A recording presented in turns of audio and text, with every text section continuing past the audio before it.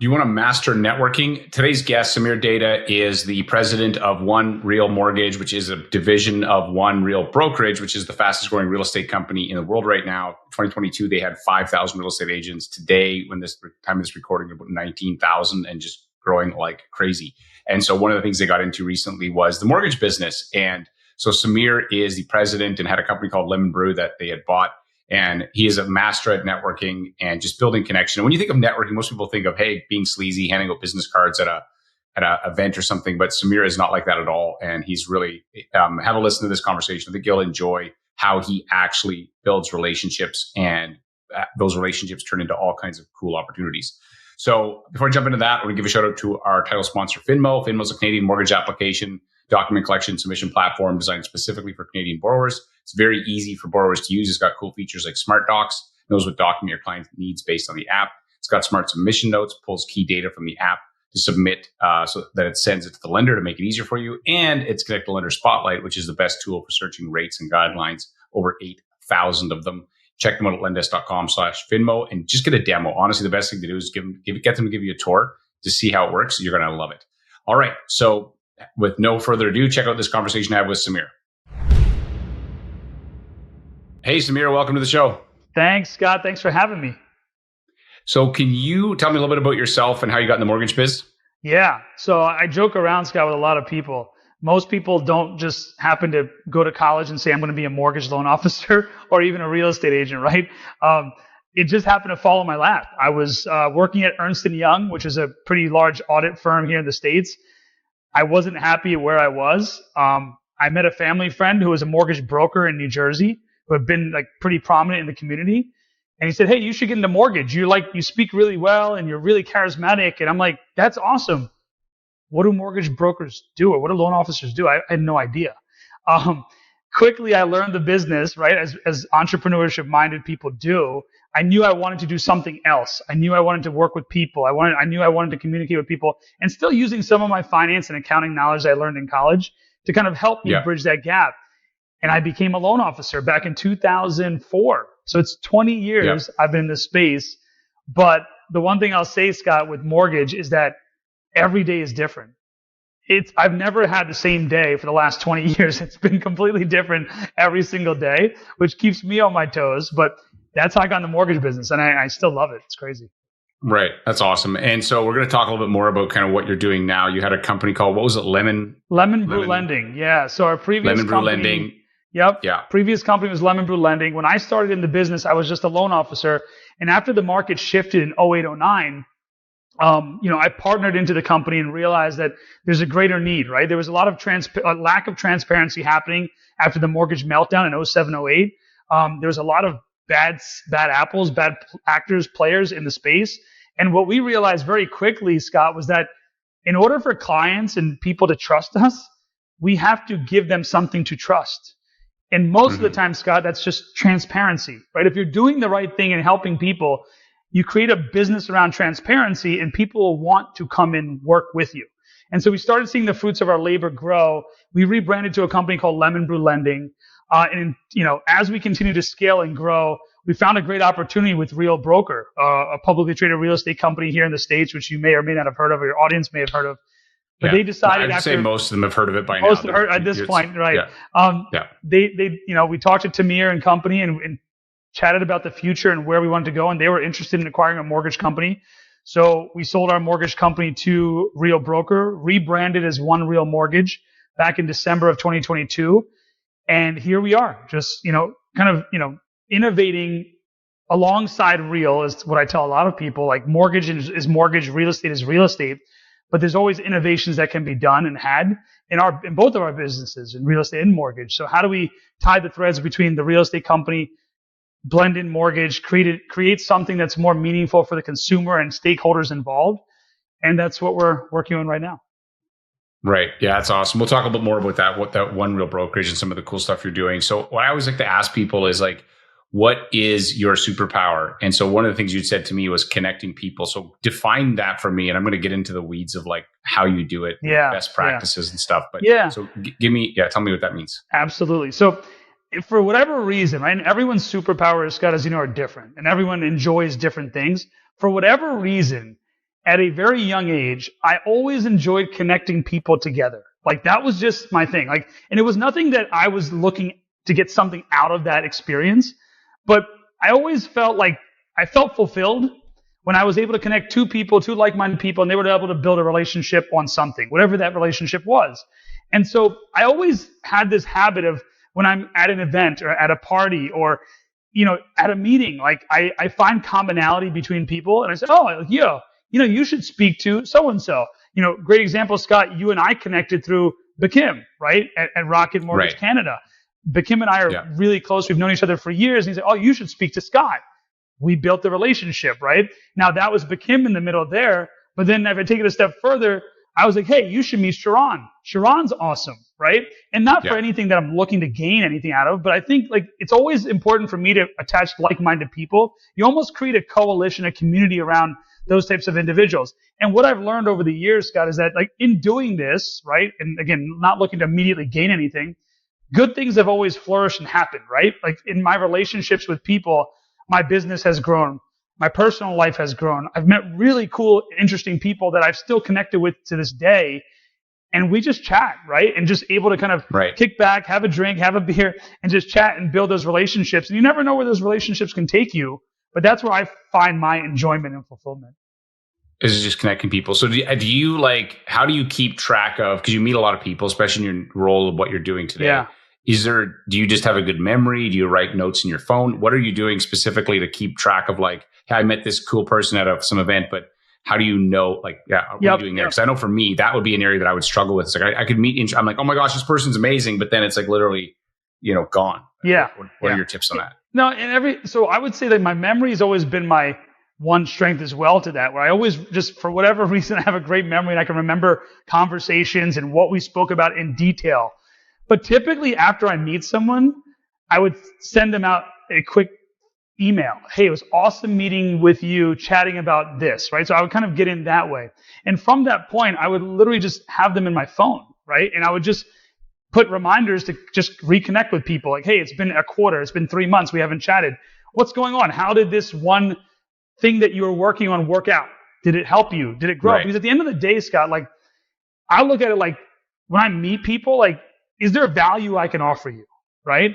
Is there something I can help you with in order to grow your business or help you with something personal, like whatever it may be? And again, like I enjoy helping others. So but then how do you find that? So like, let's say you meet somebody at an event or whatever. How do you find what they're looking for? A lot of it is just casual conversation, right? I never go in with like the intention of saying, hey, I got to find something about Scott Peckford to find out what I need to know so I can help him. Typically what happens just in normal conversation, I believe like this happens, and it doesn't happen in the first conversation sometimes, right? It could be just like, hey, awesome dude, let's continue chatting, right? Like, hey, like, what are some of the gaps you're seeing in your process or in your mortgage business or whatever it may be, right? And Scott, like we're technically in two different countries, right? If you think about it, we met by one person. We had one conversation. I still remember the conversation, right? And we spoke about the importance of community and collaboration. We just connected. Like we just knew we were the right fit. And you're going to know that in your gut. I tell everyone to trust their gut because you're going to know if Scott and I are going to have a good relationship or is there some other incentive or agenda, right? And for me, I always just had a good sense from that regard to kind of know who to connect with. And it's just kind of a conversation, Scott. Like I don't really kind of say, okay, what's the one thing that he's missing? How can I help him there? It just happens as we continue to have more conversations, I believe, you start to find areas of opportunity where maybe you can offer advice or help, right? And if you don't, that's okay too. That's fine. But that's kind of like how I look at these conversations. Right. But I guess you must also be a good listener because some people connect with people and they just want to talk and then they leave and they go, I didn't learn anything about that person. I find I'm more curious than I am. Like I'm always curious, especially if I find something interesting. I'll sit there and ask lots of questions, and I like to understand things. And then in that, you'll always find where there's you need to connect with this person or that person. And then, I was at a conference in January, and there was a guy that was a master networker, and I chatted with him, and then we exchanged numbers. He said, "Hey, let's just take a picture, and then I can send it to you so we can remember where we met." And so what he did, which was very clever, so he sent me a text, "Hey, this is whatever, Samir wasn't his name, but good to meet you at the conference, whatever." And then he sends a selfie of him and I together I have context of where we met. I see his face. It's in the chat with each other. And I was like, that is really smart. I'm like, that was a clever way to make that connection more memorable. And I still remember the fact that was not something and I was like, yeah, that sounds great. Like, yep. And then you also now match a face to it to someone. Well, it's interesting you say that because Scott, like I was actually speaking to somebody else, and we were talking about networking as well, and different things that people do to remember, right? Because you're right. Like, I mean, it's great to meet someone, but then how do you kind of keep in touch, if you will, right? Like in air quotes. And the picture thing was something that someone else had mentioned to me as well. The other thing that I've seen some people do, not many, is to take a video message, right? To literally just pull out the phone and say, hey, Scott, it was so great meeting you. We chat, it was awesome talking about X, Y, and Z at this whatever it might be, and send that message over to you. So now you have recollection of who that individual is. I was like, that's really creative as well, right? So I think there's like with technology in general, there's so many things that you can do. But I still believe, you mentioned something around listening. And if you think about, I believe the best salespeople are the best relationship builders. That's what I believe. But there's a level deeper than that, right? In order to be the best relationship builders, you have to be a great listener. Because at the end of the day, you don't want the other person, like if I'm constantly talking, Scott, and I don't give you a second to even talk about anything, you're going to be like, I don't feel like talking to him. This isn't fun. This isn't conversation. This is just him talking and getting everything out. But if we're having an actual conversation where you're speaking, I'm listening, right? And vice versa, we're able to, your point, add value to something, right? And we don't know what the value is until we listen. And the same thing happens, like I tell our sales team this all the time, like in mortgage world, we're not here to sell the rate. We're here to build a relationship and sell a great experience, which there's many buckets to that. But at the end of the day, if you're not listening to your client and you're not giving them the floor, right? Like when people come to your home, like, I'm raised in an Indian culture, right? So you take off your shoes, you sit them down. What would you like to eat? That's typically what we always said as kids, right? Our family. But if you don't allow them to be a guest in your home, which means letting them take the mic or the floor to say, hey, just, tell me a few things that's on your mind about this. And then you start the conversation there. Inherently, I believe that the other person is going to be more inclined to continue wanting to talk to you because you gave them the opportunity to listen instead of you just bulldozing your sales pitch on them. And they're like, okay, all right, cool. And then what happens is, Scott, like it becomes transactional and it's not a relationship-based approach. No, then you're just, what am I going to get from this? Okay, so any other piece of advice you have for people that want to get better at connecting and with other people? I think it has to be genuine. You have to feel like you want to do it. I tell people all the time, never force it. If you honestly, genuinely don't want to be there, and if that's not your thing, everybody has different powers and different abilities, right? And not everyone is wanting to go out and network. But if you truly are going to network, I tell everyone, like, make it a point to go somewhere at least once a month. I know everyone's busy, right? Like family and work and et cetera, but try and make an event to go to and nothing where you're like at a show, right? Like where you have a booth or something. Like go to an actual event where you're just there to meet people and talk. And you'll never know the relationships that you'll find and build. And I believe that everything always happens for the best. So like you always want to go in with that positive attitude and then do the things that we spoke about, like however you feel comfortable tracking. Maybe it's notes in a notebook. Maybe it is a video. Maybe it's a picture. Maybe it's sending a quick email or putting a spreadsheet. Like whatever system works for you, that's what works. Don't overthink it. The main thing I would tell people is like the number one goal here is to build the relationship, right?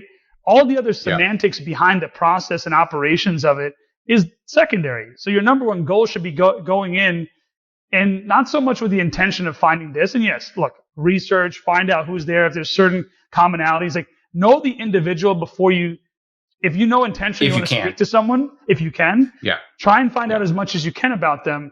Because that makes for a better conversation. Like Sharon says it all the time, right? Conversion happens in conversation. And I believe the more conversations you have, the better opportunities you have. And again, like I think you brought it up perfectly, listen. Like that's the easiest thing we can do is just really truly listen to what the other person is saying. And then you can start to dig into a lot of different things after that. Yeah. Well, if you, in this show, my goal is always to spend more time listening than talking. And because I'm like, I already know what I think. I want to know what you think. Like, right. I don't. And so, okay. So that's really good on connection. And then one last question on that is, do you track, like, so if you connect people, do you set a reminder to, or do you just naturally just like, I connected these folks, I just want to check in and see how they're doing, or do you just sort of let it be organic? I try and let it be organic, only because I don't want to make it too regimented from that regard. I want it to feel natural. And typically what will happen is, Scott, in that if I'm just letting people be, if something great comes out of it, they'll come back to me. They'll tell you. Yeah. Most of the time it's something great. You'll be like, hey, thanks for connecting. Right. You were awesome. So yeah, it's, and even I think opposite, I messaged Cam after we chatted. Right. Like, hey, thanks for the connection. Seems like a great dude. Yep. But even also on the opposite, I found, Scott, sometimes where people will be like, hey, met with him, awesome dude, might not be a right fit for us professionally, but I'm going to keep in touch, right? Like things like that will always pop up. But again, like it's all about bringing people, like, again, that's what I love. Like I love to bring people together because I just feel in my heart that great things will happen from any of these. And it might not happen now, it may happen 20 years from now, like who knows? But I do believe when you bring great people and like-minded people together, great things do happen. Yeah, that's good. Okay, so the second thing that we talked about was the importance of collaboration and community. So maybe define that for me and explain like what you mean. Yeah. So I know at Bricks, one of your mantras is collaboration over competition. Over competition, yeah, not that way. Yes, the other way. Yes, it's correct. Yeah. Collaboration over competition. And, it was interesting for me, I'm going to tell a quick story here, Scott, if you don't mind. But when we got acquired in December of 2022, I didn't know a whole lot about Real on the real estate side, right? I knew that like they were growing. They had a rev share model. I knew like bits and pieces of what I'd heard. And as I started listening, watching, right, how agents interact, the business that was happening, because to me, look, we know the mortgage business. We know how to close a deal. Like those things are like ingrained in our DNA at this point in our careers. But I wanted to understand, like, what was it that agents in particular, right? What was it that agents were attracted to about Real as a company? And is this something that we can embody on the mortgage side? Because at the end of the day, we are one Real. So how do we kind of really open our eyes to this?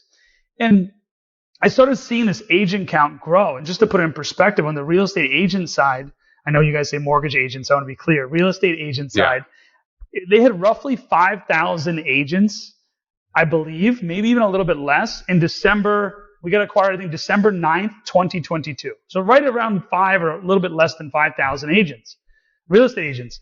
And at this point, Scott, I don't know if you've seen, but we're growing at a pretty rapid pace. I believe we're on pace for 19,000, or we're at 18,000 essentially right now. I'm seeing every single month real estate agents coming on. But that wasn't the most important thing to me. What I started noticing was production, right? We know there's a lot of companies out there that will hire, even in our mortgage space, right? There's a lot of just bring on loan officers, but they're not producing, right? They're just filling a seat. And we're fascinated with number of real estate agents, number of loan agents, number of loan officers. Like, we love those metrics, but if it's not producing, like, who really cares? And what I started seeing was production happening on the real estate side. And I started hopping in on some of these real estate masterminds. They would have masterminds just inviting anyone, whether you're at Real or not, it didn't matter. Like, learn about what we're doing on YouTube or social media or how we're building our business or whatever it may be. And I started seeing this energy. Like, it was amazing to watch. And at first my thought was, Scott, that this is like Real's growing because of the rev share hook, right? Like, hey, you can come in and you can earn like additional dollars, right? You can make additional dollars by recruiting. But what I was learning, was that only like at that time, 9 or 10% of the agents were part of had a rev share network. It wasn't like a massive amount of like agents at the time, but what they were enjoying was the ability to collaborate with other agents. And what that led to was the ability for them to produce more, because no one likes to work in silos, right? Whether you're in mortgage, real estate, any industry, you want to be part of something bigger. You want to grow together. And I always told people when I was a loan officer back in 2004, 2005, when I first started, it wasn't common for loan officers or even real estate agents at that time in the US to have like a collaborative like network or to be able to just collaborate. It was very silo driven, right? You have the walls up, Right. and Scott, typically what would happen is what? Like I would say, I'm not going to give Scott Peckford my trade secrets because he's going to take it and steal my business. Like that's the mentality. And honestly, it still happens today. I was never of that mindset, quite honestly. Again, I was all about giving, right? I enjoyed giving. Yeah. So for me, if someone was a competitor, maybe a person within our company, if they had a question on something as I grew in my career, I found I had no problems dishing out my trade secrets. I have no problems even today. I have, some other mortgage brokers that I'm very close with, I'm friends with. They'll call me with like business or entrepreneurship decisions. Like, hey, I have this. What would you do here? And I'll tell them. Because to me, it's all about giving back, and we'll get back tenfold. I always believe in that. If we give, we'll get back tenfold. And if I'm helping someone make better decisions and I'm part of that good karma, if you will, like I'm going to do it all day. Like I don't mind doing that. So to me, like what I learned with Real is like the power of collaboration, right? It's not just building a network and everyone getting paid. It's about how are we working together to build something greater? And when we evolved into mortgage, we started adopting the same principles, because to me, loan officers, at least here in the States, very similar to real estate agents in the States, where they don't want to work in silos. They want to collaborate. No. They want to work in a team environment, right? They want to be able to grow and do things bigger and better and share trade secrets. But there's always been this taboo around the industry saying, don't do that. Because if you do that, they're going to take your business. I actually believe it's the opposite. If you do that, you're going to grow your business, because it's that giving mentality. And honestly, in sales, you know this, like that's important, right? If your clients or anyone that you work with feel like you're a take, they don't want to work with you. But if you're giving knowledge, giving, resources, giving whatever you're giving, people are more inclined to want to work with you because that's who you are, Right. I've often thought, like, if I have an idea and you have an idea and we both share them, we don't just have two ideas, because often there's spin-off. It's like those two ideas have a baby of ideas. It's like, oh, they just had triplets. There's like, oh, well, that also makes me think of this scenario. And I have seen that because I ran a coaching company for years, and I saw that over and over again, where an idea would just expand faster than you could. And I'm like, no one person has all the best ideas, and no one person has all the. So I loved the collaboration around sharing ideas and watching how you're like, oh. The other thing I'd see what happens, you'd give somebody your best idea, they'd go out and apply something, and they do something different, and they come back and share it, and you're like, that's actually better. Like, I didn't see that. Now the idea is improved, so they can improve the original as well as multiply the ideas. And so I'm a big fan of, and we both know that at the end of the day, execution is everything. Like you can have the best ideas, best business plan, but if you don't do the work, it ain't going to do anything. So no, you're 100% right. And I think look again. Some people listening may be like, okay, like that's not who I am and whatever. And that's fine, right? But like one of the things that I always... You're wrong, but that's okay. We still love you. Yeah, that's your opinion, and that's all good. But I think I know I figured it out, right? But a lot of it too, Scott, is just ego, right? Sometimes I tell like the downfall of mankind is ego. Like a lot of times we'll feel that we're better or we know better than someone else. And back to and like, I'm going to keep this with me now forever. Like it's such a simple word, but listening, right? The ability for you to accurately and properly listen to someone, right? And really take in what they're saying. And not just like, I used to joke around like, yeah, I heard you, but I'm not listening, right? Like actually listen. Dude, that's powerful, because now when you're listening, you're really, you should be enjoying what the other person's saying if it relates to you, right? And you remove the ego around that you know everything. And even in a debate, I'm sure as like a younger kid, as well, like my parents used to tell me the same thing, that, hey, when you get into an argument with somebody, if they're yelling at a high level and you start yelling at a high level, it's going to keep going. Yeah. But if they're yelling and you're calm about it, everything's going to come back down, right? And it's interesting. So I'm not going to get into a religious discourse here, but I am of a religion called Jainism, Jainism, right? And it's similar to Hinduism culturally, similar to philosophies around Buddhism. But I tell this to a lot of people, and I truly believe this. There's one particular phrase or word or belief, I should say, is the right word here, called anekantvad. And anekantvad, Scott, means that everyone is right. Like everyone's right from their own viewpoint and vantage point. So if you have an idea that doesn't jive or an opinion that doesn't jive with me, it doesn't make you wrong. It just means that you in your heart believe that that's right. So no one is ever wrong. Everyone is right. We just believe that sometimes because of our ego that we know more than you or I know more than you. Therefore, what you're saying can't be right because I'm right. Right? But if we open up, listen, remove the egos, we tend to see that things flourish. Exactly what you said, Scott, where you have an idea and you talk to someone about it, and all of a sudden, that idea can go 10 different directions, and everyone's benefiting from it, right? And so that's kind of like how I look at it very similarly, that it's remove the ego, listen more, and then good things will start to happen, and collaborate, you know? Yeah, that's so good, man. So good. I'm not surprised that you're leading the charge with One Real Brokerage. So tell me about One Real Brokerage. What is it? What can people expect from it, especially our American listeners? Yeah. Because I think it's pretty exciting. I mean, I think Real is doing some cool stuff, and the growth just is a testament to that. But maybe just talk to me about One Real Brokerage. Absolutely. One Real Mortgage is a company One Real Mortgage, right? It's all good. Don't worry about it, Scott. It's all good. I knew exactly what you meant. One Real Mortgage is actually a company that's been around since 1982. We've just rebranded a bunch of times. So I tell people, look, we're subject matter experts. We know the industry. I've been in the industry for 20 years. Our team is extremely experienced. So we're not like a fly by night. I don't want to, nothing wrong with an online mortgage company, but we're not that mortgage company that just had an idea and just built a mortgage company. Like we've been in the trenches from day one, building relationships. And one of the things that I've seen is the power of collaboration that we just mentioned, right? Seeing what impact Real has had on real estate agents is the same impact I want to have with loan officers in the US, right? And to me, that's the key ingredient. We know that loan officers and real estate agents are very similar. I joke around and say they're cousins of each other because they have the same, pain points sometimes. They kind of go through the same challenges in life or in their careers, and they're all looking for their final destination. So I tell everyone this. I don't believe that a real estate agent or a mortgage loan officer is hopping from one company to another, which we see a lot, Scott. I mean, we see sometimes, I've seen some where people are hopping around 3 times in a year, right? And if it was money, only money, we know that whoever's the highest bidder will retain that loan officer. But when I look at it, how do we retain or how do we attract the right cultured loan officers, right? And for us, that's honestly really believing around community and collaboration.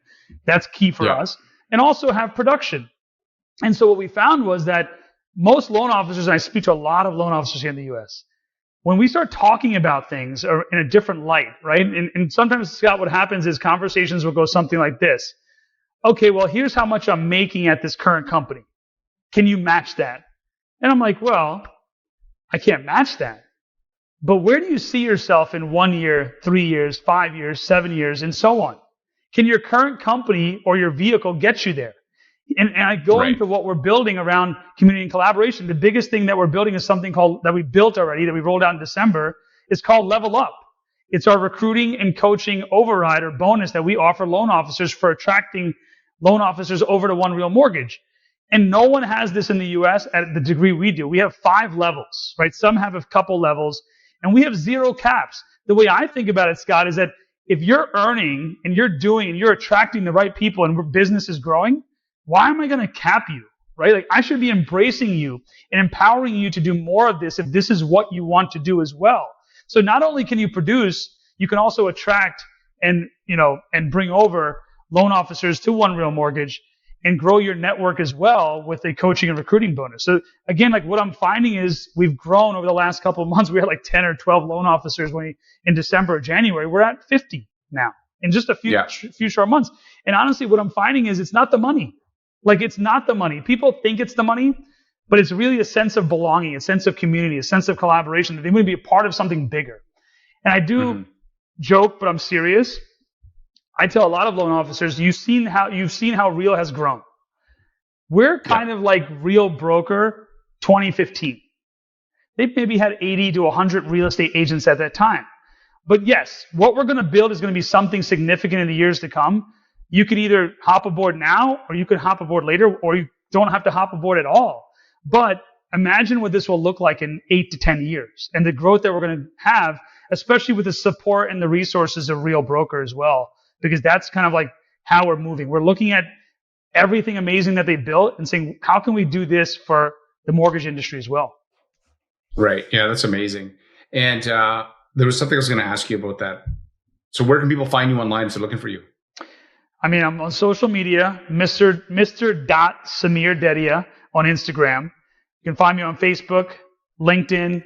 You can email me, samir.dedhia at onerealmortgage.com. You can call me. I love to talk. So I'll drop my cell phone number as well, 908-227-6042. Or if you're going to be at an event somewhere, if you're going to be in the area, I live in New Jersey. I'm close to New York. I'm close to Philly. Not too far from DC and Virginia and Maryland. Like, let me know if you're in town. Like, I would love to connect. I love connecting with people, just having conversation and seeing what, how we can work together and grow. How maybe work together or just connect them with someone else that they need to meet. Exactly. And see what happens. Good things happen. Man, it's always a pleasure chatting with you, Samir. Thanks for coming to chat. And I'm excited to see. We'll have to do this again and, at some point do a check-in and see how you guys are doing with your the growth of the company. Yeah, or we can do it in person. I'll come up to Canada or you come down to New York. Yeah. Let's do that. That's even better. I love that. All right, thanks, brother. Thanks, Scott. Hey, thanks again for listening. And hopefully you got some insights from Samir. I think what they're doing at Real is amazing. I love that company. Love Samir, what he's doing with his mortgage company. And they're like a sister company to us, or not a sister. That's the wrong word. They're somebody that we watch and we like to collaborate with. They're a collaborative company similar to ours, but they're in the US as opposed to Canada. And I love my conversations with Samir as well as the other people that I've met at Real. Have a listen, check out Samir, follow him online. And thanks again for listening. As I always say, there's no problem in your mortgage business that you can't be solved. The problem is who's got the answer. And our goal with this podcast is to bring you some of those answers. Thanks for listening. I'm Scott Beckford, and I will see you on the next episode.